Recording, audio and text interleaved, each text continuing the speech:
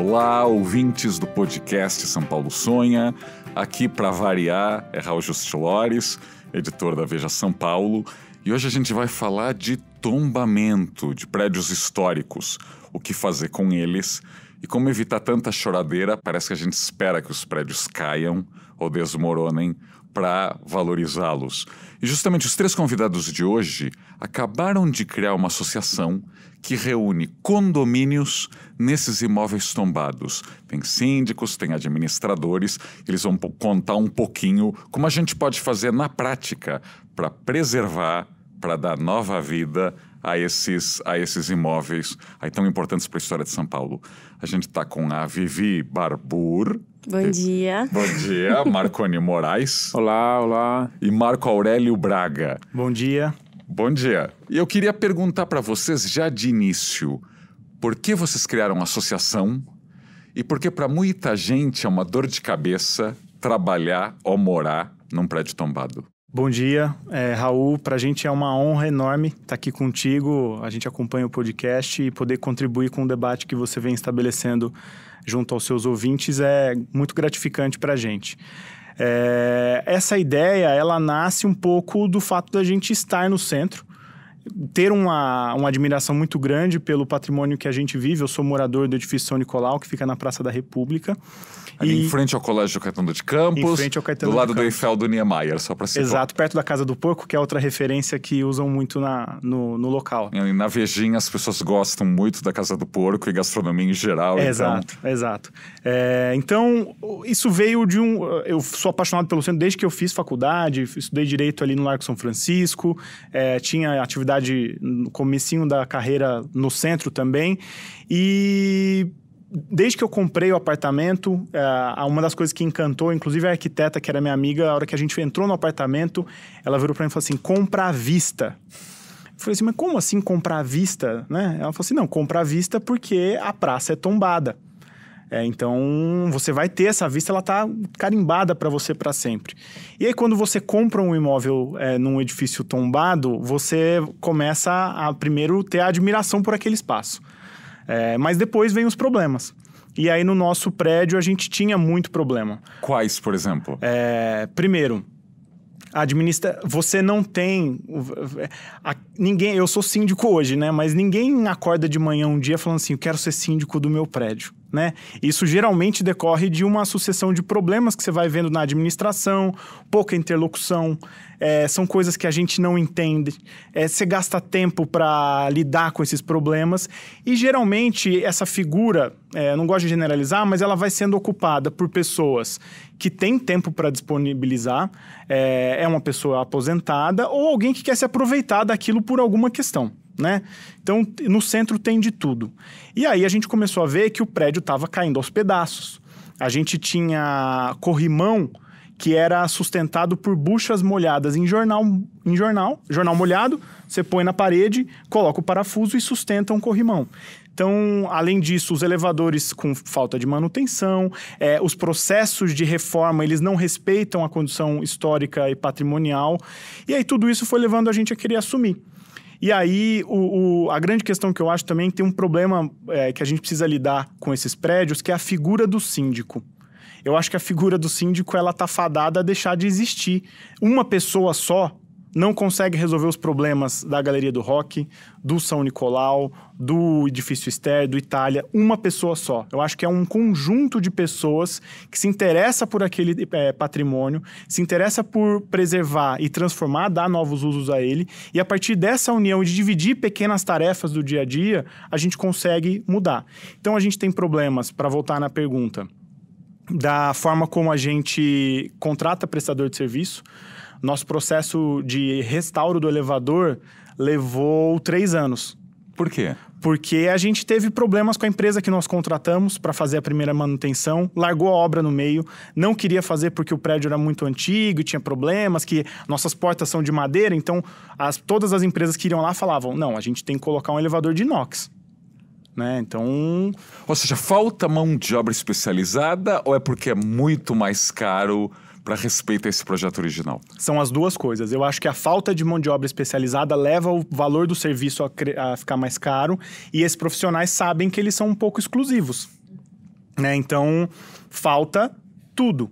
E aí, eu sozinho não ia resolver o problema. Os demais condôminos, às vezes, não vão querer topar pagar esse extra, né? E aí a questão é, você vai aprovar uma obra dessa numa assembleia de condomínio, o cara vai perguntar por que você não vai colocar um elevador de alumínio que custa 100 mil reais a menos? Por que você vai fazer isso vinculado a uma harmonia? Não estou dizendo que tem que ser tudo igual, mas tem uma harmonia com o prédio que você vive. Então é difícil a gente justificar preços muito abusivos. E aí foi quando a gente olha para o lado, né? Então nós somos vizinhos do Intercap, do São Luís, do Edifício Ster, do Eiffel, da Galeria do Rock. E quem resolveu o meu problema com o elevador foi o Toninho, da Galeria do Rock, foi o Marconi. Porque eu cheguei e fui recorrer e falei assim, Marconi, pelo amor de Deus, eu tô na mão de um pessoal que eu não conheço, não é do meu dia a dia. Eu não sou síndico profissional, eu sou um advogado que uso parte do meu tempo para isso. Sim, e o interessante da criação dessa associação é porque, assim, eu sou a segunda geração da galeria. Lá, como o Marco apontou muito bem, trabalhar em condomínio é trabalhar em comunidade. É trabalhar para a comunidade. São quantas lojas na Galeria do Rock? A galeria são 450 imóveis, com mais ou menos 215 empresas funcionando lá. A gente tem mais de 1.000 funcionários diretos, né, levando em consideração as lojas, um fluxo de mais de 10 mil pessoas por dia. Então aquilo lá é um espaço assim, muito grandioso. E hoje nós somos uma geração um pouco mais jovem de que quem começou a cuidar de alguns desses bens tombados lá no centro e acabaram adquirindo muita experiência positiva de como lidar com as empresas, de como achar pessoas que estejam interessadas. Um caso interessante relacionado à galeria, e não é porque não é diminuindo a imagem dos condôminos, muito pelo contrário, é justamente pelo custo. Durante muito tempo lá na galeria, as pessoas queriam trocar os pisos do Buffoni, que são mosaicos do Bramante Buffoni, por piso de mármore. Porque era mais fácil de limpar, era mais fácil de cuidar, porque quando a gente assumiu a administração... Exatamente.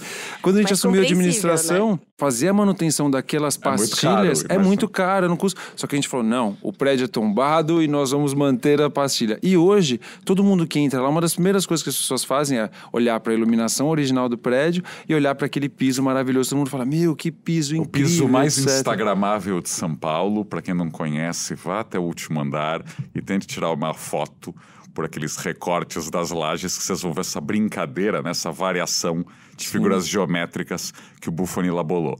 Mas vocês estão muito comportados, eu quero um pouquinho de polêmica.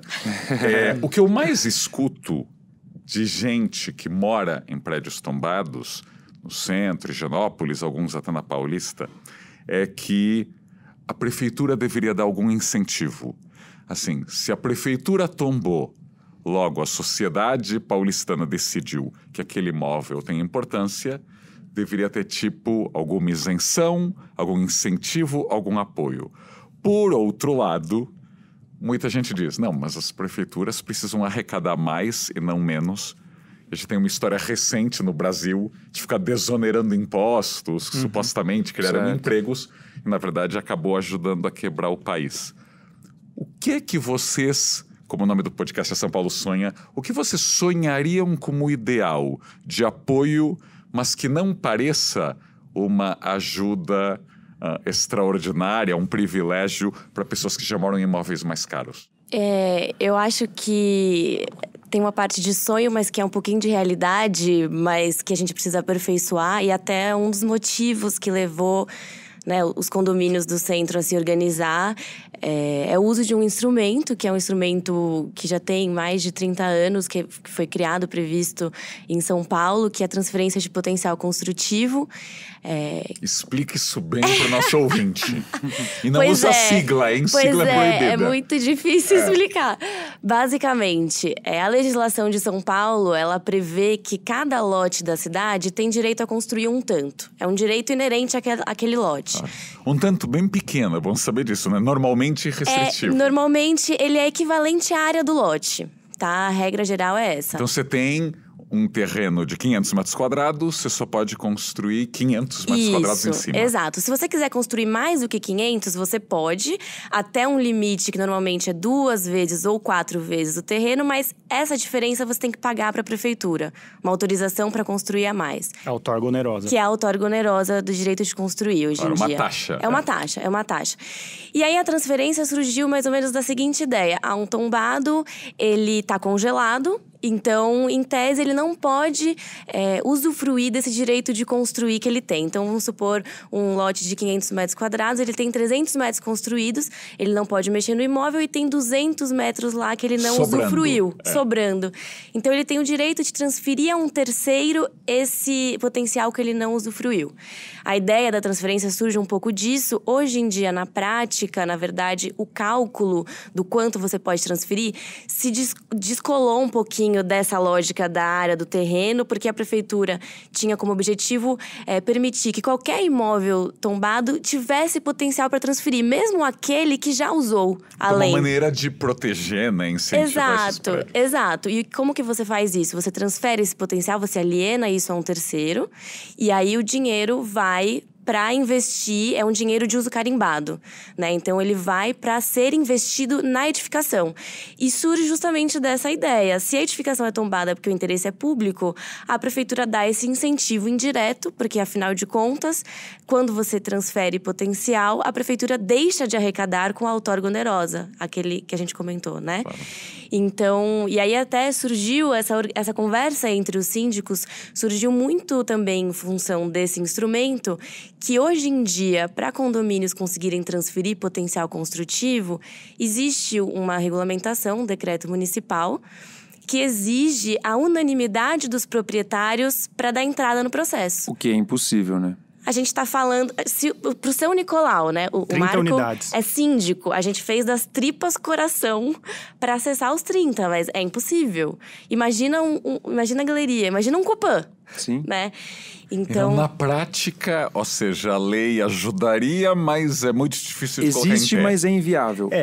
E aí, entrando um pouco no que a Vivian falou, eu acho que a gente, sonhando um pouco, a gente precisa parar de discutir instrumento para discutir finalidade. A gente tem um instrumento, que é a TDC, que a gente move mundos e fundos para fazer… TDC não, explica. Desculpa, a transferência de potencial construtivo, que a gente move mundos e fundos para usar um instrumento. E a gente tá nesse grupo de síndicos há 1 ano, tem gente que tá há mais tempo. E aí, Raul, no centro, a gente tem 2 prédios que conseguiram emitir a declaração. Então, condomínios que conseguiram… Quais? 2. é preciso explicar o que é a declaração, né? Porque a transferência acontece em 2 etapas. Primeiro, a prefeitura declara: Galeria do Rock tem 15 mil metros quadrados para transferir. É uma primeira etapa que se encerra. A segunda etapa é o transferir de fato, que é o de fato alienar, né?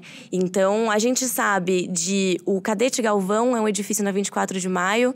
Se eu não me engano, foi o primeiro que conseguiu emitir a declaração, que é essa primeira etapa.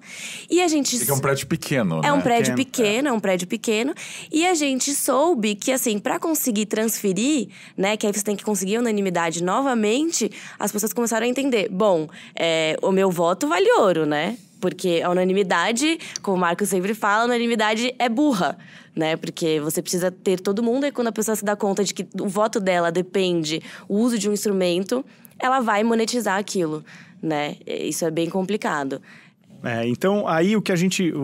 Voltando na questão, os imóveis tombados precisam de algum tipo de incentivo do poder público para se manterem? Eu acho que sim, mas em partes. Porque quando eu comprei o meu condomínio, o meu imóvel, eu já sabia que o prédio era tombado e a gente já sabe, morando nele, que ele precisa de uma atenção de manutenção diferenciada. Então não dá para depois um prédio que foi tombado em 1992, se eu não me engano, eu chegar em 2018 e falar, é caro manter um prédio. Eu acho que tem um pouco de responsabilidade do proprietário com o bem dele, para saber que comprar um imóvel ali requer um tipo de cuidado e um tipo de manutenção e restauro que é diferenciado de prédios mais recentes. Então, esse é um primeiro ponto.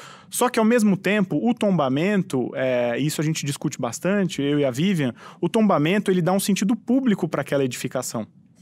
Porque ele passa a ser de interesse da sociedade. Olha, preserve a tua história que está edificada para que a gente possa fazer uso da admiração que isso provoca, do senso de cidade, do histórico, Memória, da cultura, né? da memória. Deveria ser um valor agregado, né? Exato. Nossa, esse imóvel Na agora teoria, vale né? mais porque é Exato. tombado. Sim. Lá no caso da galeria especificamente, a gente tem uma grande questão. É que a gente fez uma Startup Weekend e a gente acabou recebendo, para encerramento desse Startup Weekend lá, o prefeito de Amsterdã.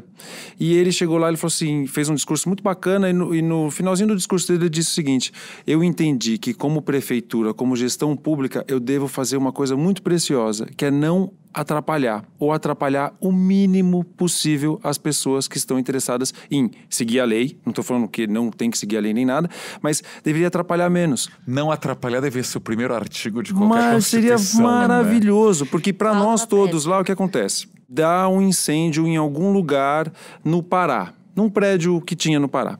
E aí um legislador vem e fala, vamos ter que endurecer as leis, porque olha o que aconteceu lá no Pará, não sei o quê. E aí endurece a nível nacional, a nível estadual e a nível municipal. Então aí chega um absurdo que, como nós lá na galeria temos toda a edificação e etc., de, olha, a partir de agora os vãos vão ter que ser isolados e a escada vai ter que ser isolada de todo o prédio. Mas por que isso? Não, porque lá no Pará pegou fogo, criaram essa lei que virou municipal, que virou... E aí a gente queria Você destrói a arquitetura, Você né? destrói a E você arquitetura. começa a ter que colocar plaquinhas em todos os elevadores dizendo verifique se o mesmo não está aqui, né? E aí a resposta que você ouve muitas vezes é porque tá na norma, né? Tá na norma, tá na lei. É lei. É lei. E isso abre uma brecha terrível para todos nós, que é o acharque. Que é o gestor público, por qualquer que seja, apontar o dedo a você, que faz trabalhos, a todos nós como tombados, olha, mas esse extintor tinha que estar 40 metros a mais para a esquerda. E, infelizmente, a gente tem dentro das instituições pessoas que não são tão honestas, vamos ser bem sinceros. E existem pessoas Fiscais, que são... né? E existem pessoas que são extremamente honestas e querem desenvolver um trabalho incrível lá dentro. A gente conhece pessoas fantásticas que estão lá dentro. Mas só que, infelizmente, criam-se brechas para que a gente acabe sofrendo nesse sentido. Por isso a associação surgiu, através desse interesse da TDC e tudo mais, de dar voz, ouvido e debate, porque a gente aqui nesse grupo, quando a gente se instituiu, a gente definiu uma coisa entre a gente. Vamos tentar criar o mínimo de regra possível, Não vou me imitar, então, o poder Exatamente. público. Vamos abrir o diálogo para todos e vamos tentar chegar num consenso interessante. E esse diálogo a todos, inclusive pessoas da prefeitura. A gente conhece arquitetos, técnicos, fiscais, pessoas que são extremamente interessadas e apaixonadas por todas as histórias desses prédios e que querem desenvolver um trabalho legal. Só que, infelizmente, hoje, a mecânica do jeito que ela funciona dá mais poder para quem quer fazer trabalhos escusos, vamos dizer assim, né? E aí a gente acaba sofrendo muito com relação a isso. Deixa eu aproveitar, porque esses três aqui representam, né, prédios aí bastante conhecidos da cidade, né? São Nicolau, Itália, Galeria do Rock. E muito se fala de como é difícil retrofitar ou adaptar os prédios do centro de São Paulo. Então muita gente fala, olha, tem tanto prédio vazio lá e tanto prédio que só o térreo é ocupado, mas que se olha para cima, se vê andares e andares praticamente sem ninguém, porque no dia que alguém comprar ou quiser investir, vai ser praticamente impossível adaptar. O Marconi aqui deu uma deixa sobre essa questão dos bombeiros, porque muitos desses prédios eram construídos sem nenhum recuo. Sim. Então, se você pedir 18 escadas de incêndio, eu quero saber onde elas vão ser instaladas. Impossível. O que vocês propõem, ou seja, o que vocês já aprenderam no dia a dia, que poderia ser feito? Ou seja, equilibrar segurança, que é uma preocupação mais do que justa, mas com essa ideia de bom senso que, olha, não dá para demolir o prédio do zero para colocar as tais escadas. O que vocês veem no mundo ou mesmo no Brasil que poderia fazer a gente progredir nesse debate? Porque enquanto a gente está aqui nessa conversa, vários desses prédios chegam a tal ponto de abandono que acabam desabando. Exatamente. Eu acho que tem dois fatores. Primeiro é a gente entender o sentido da regulação. né? O sentido da regulação no caso de incêndio, no caso de uma obra de retrofit. No meu prédio, a gente está passando agora por um retrofit elétrico e hidráulico. E nesse processo você tem interlocução com o Corpo de Bombeiros para conseguir o AVCB. O prédio nunca tinha dado entrada num pedido... Que é AVCB? O auto de vistoria do Corpo de Bombeiros, eu com as siglas. O auto de vistoria do Corpo de Bombeiros é um prédio que garante a habitabilidade e a segurança do imóvel. O nosso prédio é de 1948, a gente deu entrada recentemente ao pedido e a gente foi informado que nós estávamos inaugurando o pedido junto ao Corpo de Bombeiros, que não existia antes. E aí vem exigências que algumas delas são muito legítimas, eu preciso ter um respiro na escada, porque em 1948 o meu prédio tem um bunker no subsolo, porque ele foi construído no pós-guerra, então a preocupação de segurança, e isso que está na cabeça das pessoas... Um ataque nuclear era grande. É o bunker antiaéreo. A gente tem um bunker antiaéreo no subsolo e eu não tenho respiro na escada para saída de fumaça. Então, a gente reflete na arquitetura um pouco dos medos que a sociedade tem. Então, a gente tinha muito mais medo de um avião bombardear a Praça da República em 1950 do que hoje em dia. E hoje em dia a gente tem muito mais medo de alguém deixar uma vela cair na casa e incendiar um prédio inteiro. Então, a gente tem que saber qual que é o sentido que a gente quer com determinado norma que a cidade produz sobre aquela edificação, entendendo que em algum momento essa mesma cidade olhou para a edificação e falou, tem sentido a estrutura arquitetônica na qual você foi concebido. E a gente precisa, de alguma forma, preservar isso. Então a ideia seria respeitar, ter mais bom flexibilidade. Compreensão. Ou seja, olha, naquele prédio Sim. é melhor... Vivi, como a gente conseguiria fazer isso? Eu acho que indo um pouco na linha do que o Marco falou, pensar no sentido da norma, quando a gente está preservando uma edificação, né, reconhecendo que ela é tombada, a gente está dizendo que ela também tem um valor, né? E o valor está na matéria, né, em como ela se manifesta na matéria, e eu acho que também a matéria não se sustenta sozinha, né? Então, se a gente não faz um bom uso de uma edificação, ela tende, como você falou, a tombar literalmente. Então, como que você junta esses dois valores? Ok, hoje em dia a gente tem essa questão de segurança, temos super leis que vieram do Pará por conta do incêndio, não sei das quantas, e a gente tem a necessidade de ocupar prédios históricos do centro. Então, a gente precisa ter um olhar diferenciado para esses tipos de retrofit, para esse licenciamento. Existem alguns projetos na prefeitura de licenciamento rápido. Hoje em dia, a prefeitura, o centro, ele está inserido numa operação urbana, né, que é a Operação Urbana Centro, que é de 97, e o plano diretor de 2014 definiu que ela tinha que ser revista.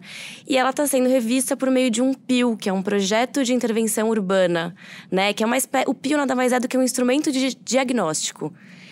E uma das coisas que o PIU está colocando em pauta, em discussão, é como incentivar o retrofit. Eu acho que esse é um problema histórico no centro, né? A gente tem um acervo imobiliário constituído gigantesco, a quantidade de prédios vazios é vergonhosa, né? E tem... A série de problemas é diversa. Então, tem desde o espólio do imóvel que está parado, porque nunca conseguiu resolver de quem é de quem.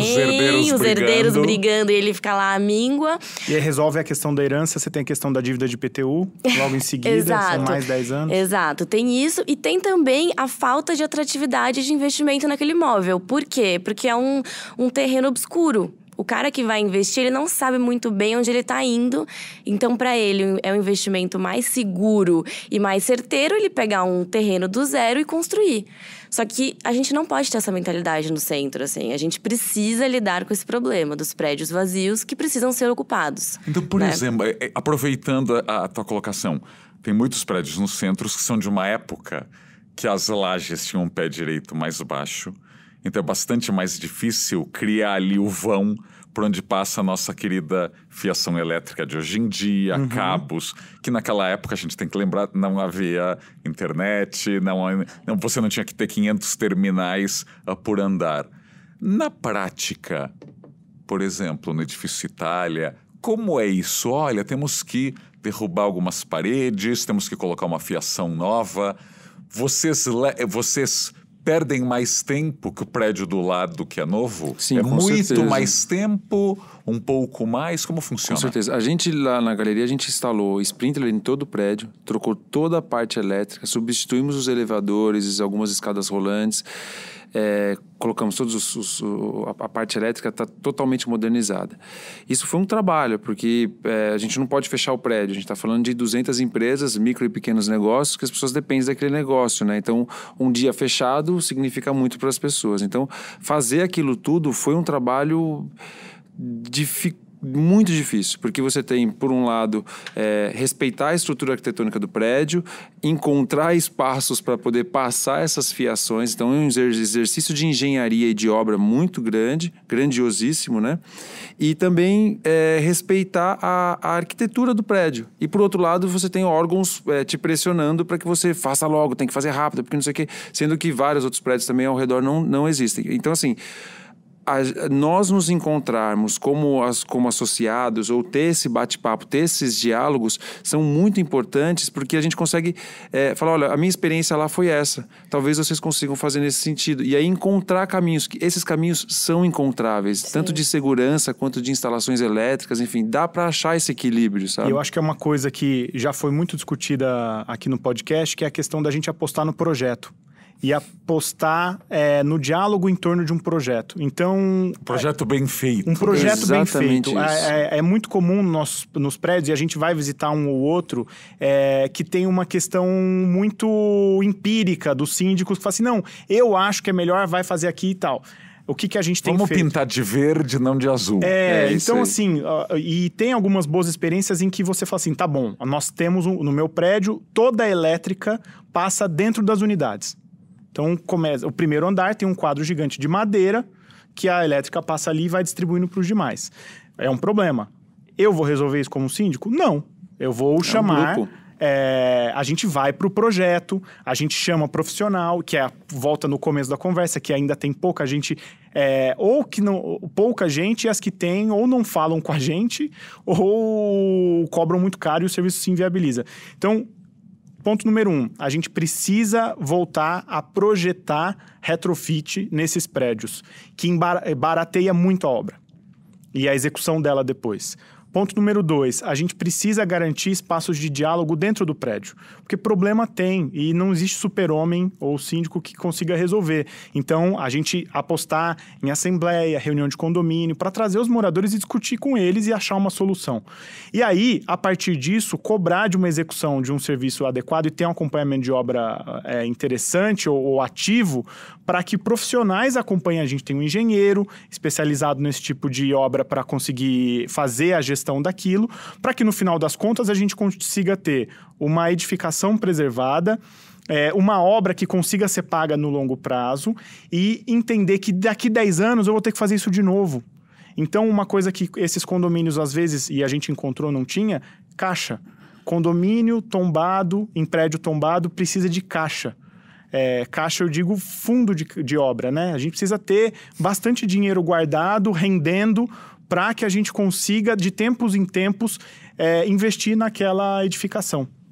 Então, uma das coisas que a gente tem feito, usando a transferência de potencial construtivo, se isso se viabilizar, porque hoje em dia está mais para não acontecer do que para acontecer, é garantir um fundo permanente para que os prédios investam em si, que é demorado, é custoso e também é difícil de arranjar prestador de serviço, mas a gente também consiga investir no entorno, porque a gente sabe que o centro tem um grande problema de zeladoria, de iluminação pública, de calçamento. Limpeza. Então, a gente tem condição de contribuir também, não só demandar.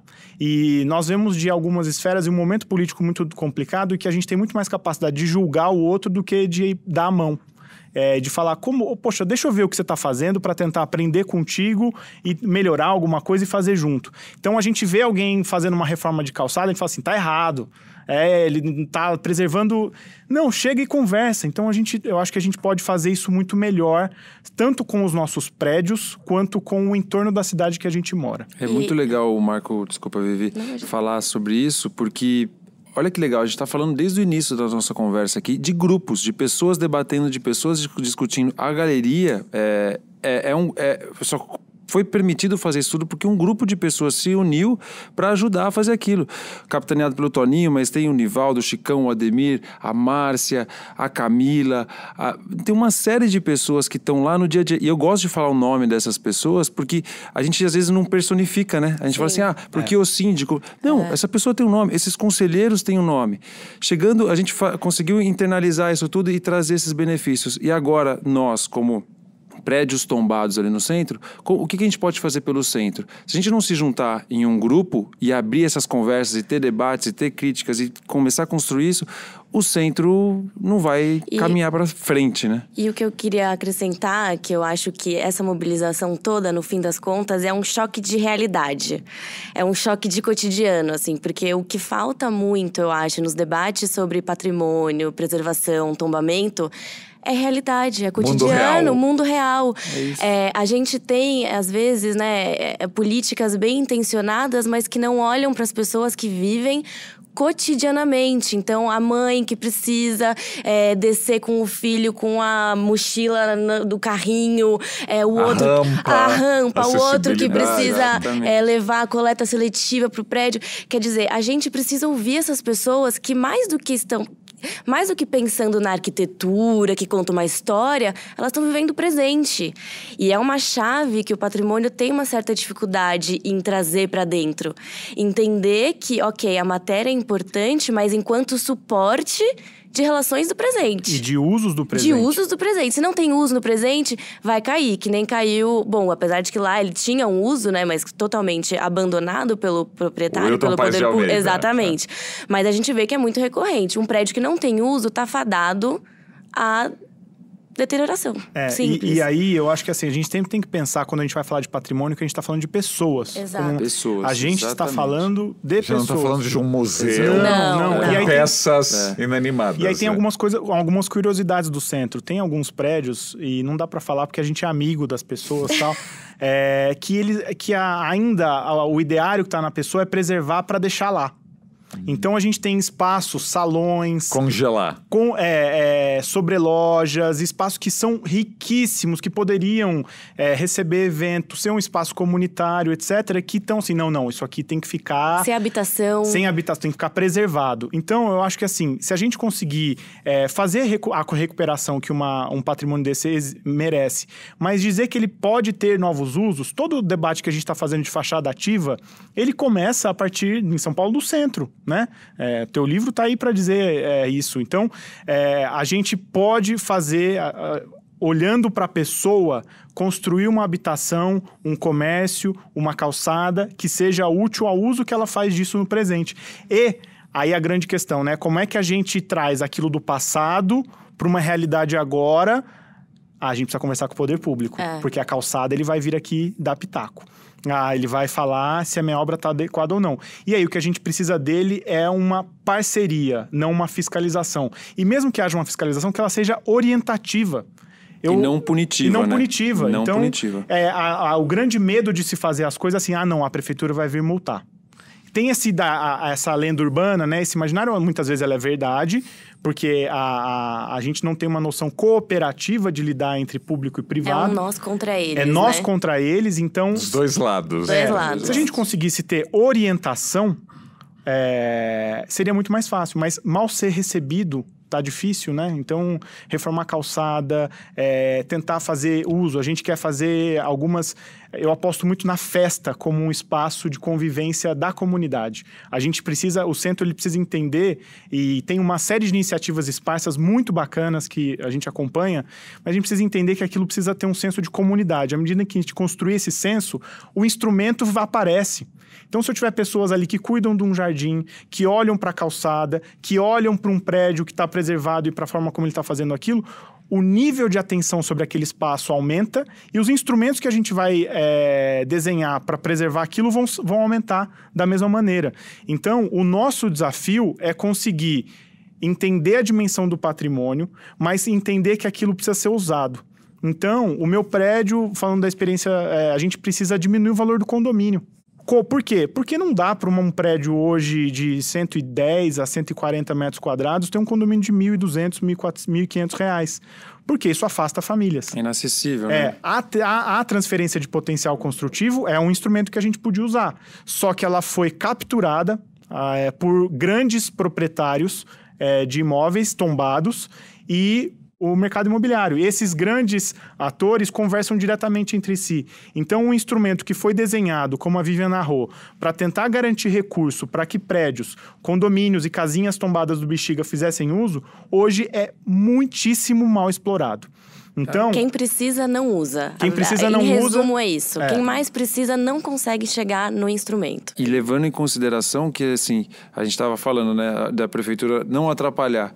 Se isso fosse uma prática, acho que a gente conseguiria... porque tem pessoas interessadas lá dentro em realmente fazer com que esse mecanismo funcione. E aí nós, como grupo, vamos começar a capitanear isso. Porque, mais uma vez, o que a gente falou, o Marco falou, a Vivian falou, inclusive você, que foi um dos primeiros a dar fôlego para a gente sobre o debate do patrimônio arquitetônico que a cidade de São Paulo tem. Tudo isso que a gente está falando é para as pessoas. Para que presta um prédio tombado? Para identificar a história.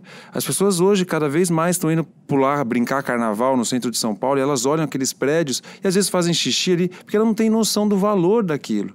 Então, as pessoas precisam ocupar esses imóveis, elas precisam verificar isso como algo cultural, como algo engrandecedor, que nos identifica como cidadão, como identidade paulistana. E para isso tudo acontecer, nós precisamos desses recursos, de todas essas atividades e enfim. Vocês são otimistas quanto aos novos usos? Eu estou pensando aqui assim de cabeça, né? Tem boa parte da galeria do Louvre está vazia. Boa parte da galeria do Conjunto dos Arvos está vazia. O Itália. O edifício Itália tem muitos andares com escritórios vazios, sendo aquele monumento do Franz Repp. A Galeria Presidente, hoje conhecida como Galeria do Reggae, muito perto da Galeria do Rock, tem uma fachada implorando por algum cuidado e também com muitas lojas vazias. Vocês acham que... Eu imagino que culturalmente todos esses lugares sejam bastante sexy, mas na prática ainda é complicado quem quer montar um coworking lá, uma loja, um café, um restaurante, fazer obras de adaptação, sei lá, colocar ar-condicionado. Como vocês veem esse novo uso? Precisa ter paixão. É mais difícil. Paixão e paciência. Paixão e paciência. É mais difícil.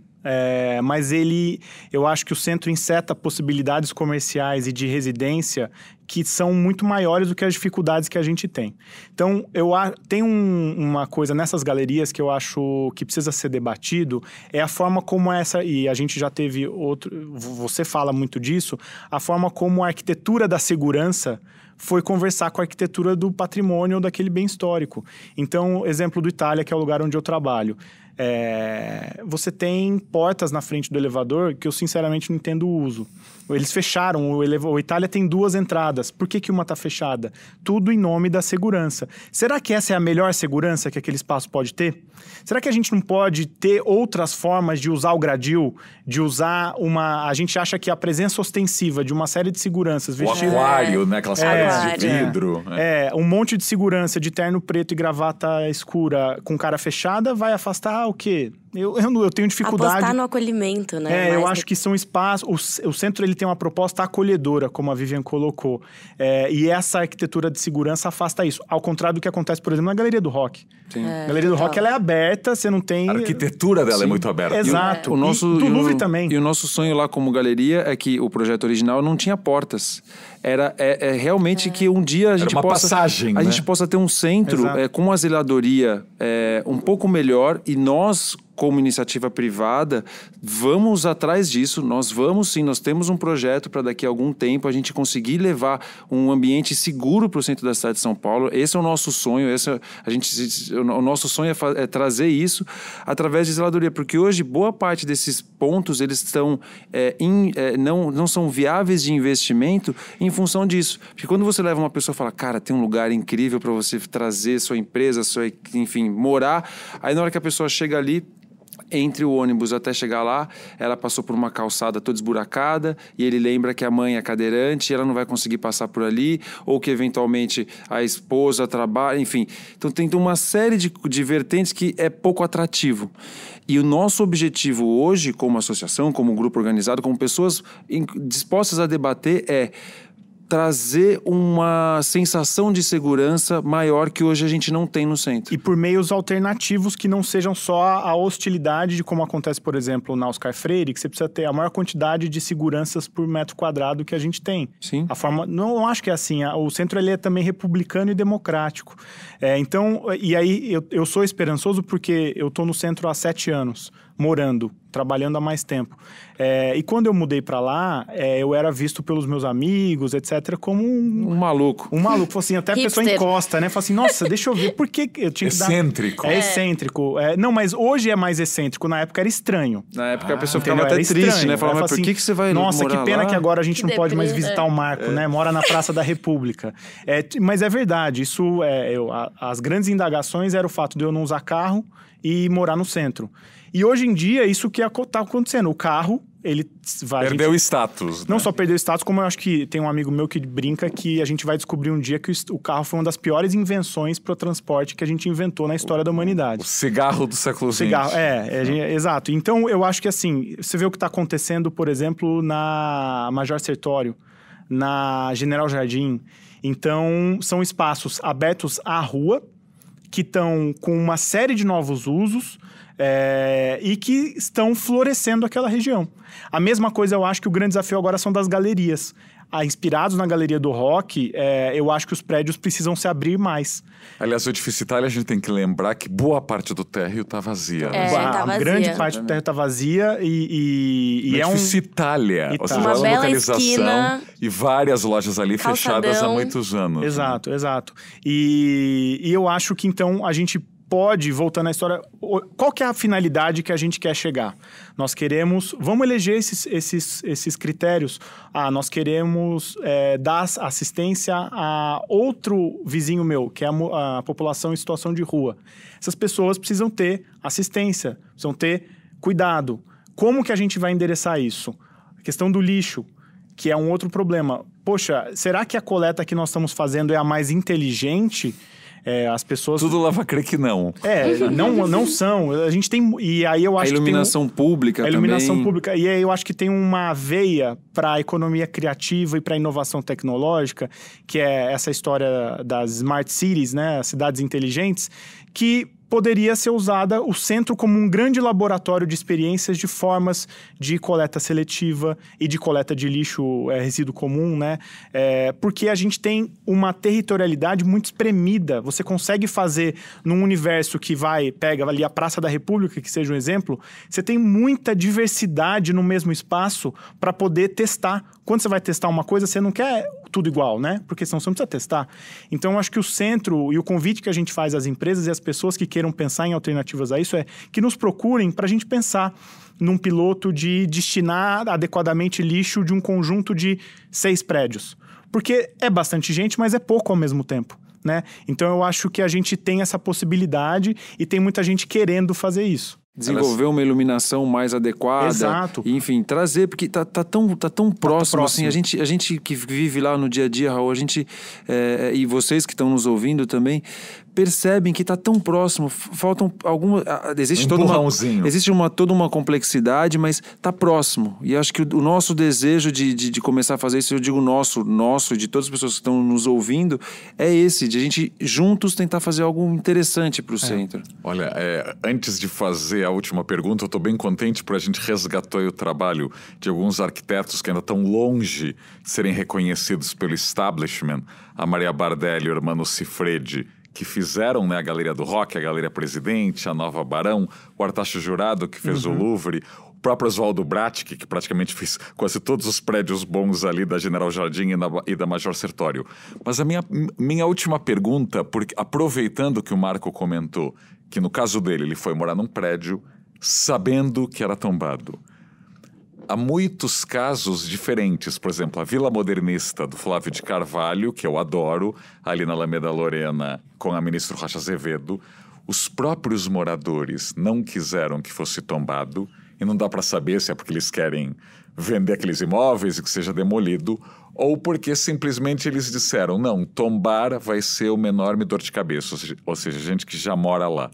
Eu lembro que o arquiteto Paulo Mendes da Rocha, aliás, que trabalha no edifício do IAB, do Rino Leve, prédio tombado, brincou uma vez que São Paulo tomba muito e tomba muita porcaria.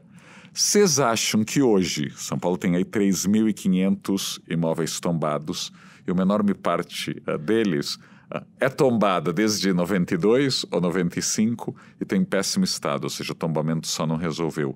Como vocês imaginam no futuro essa ideia do não só do pós-tombamento, mas essa ideia, todo prédio, toda casa, a casinha, a vila, eles precisam ser tombados ou a gente tem que ter uma outra política de reconhecimento, valorização? Vocês acham que a gente tomba demais ou não? Eu acho que a gente precisa ter uma outra política. Eu acho que a política de tombamento, ela não é suficiente e não é eficiente, inclusive.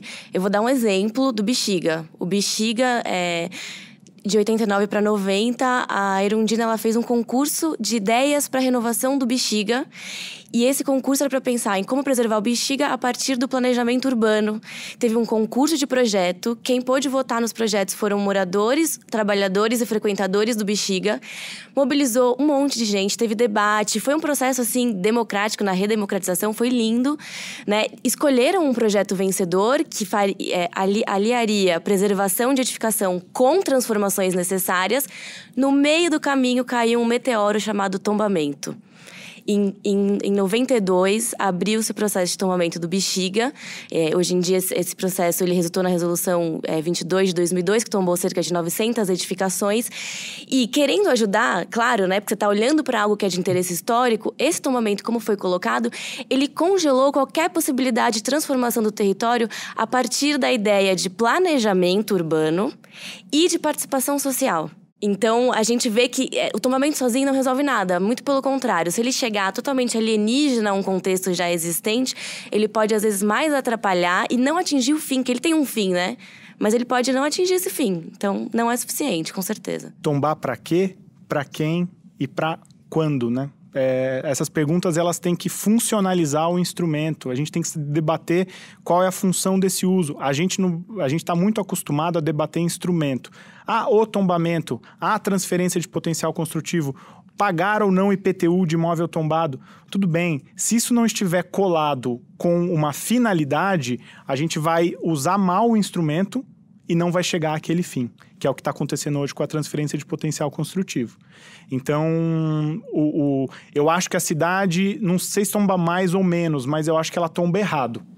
Entendeu? Exato. Os debates, eu convido as pessoas a acompanhar os debates, seja do Compresp ou do Condefat.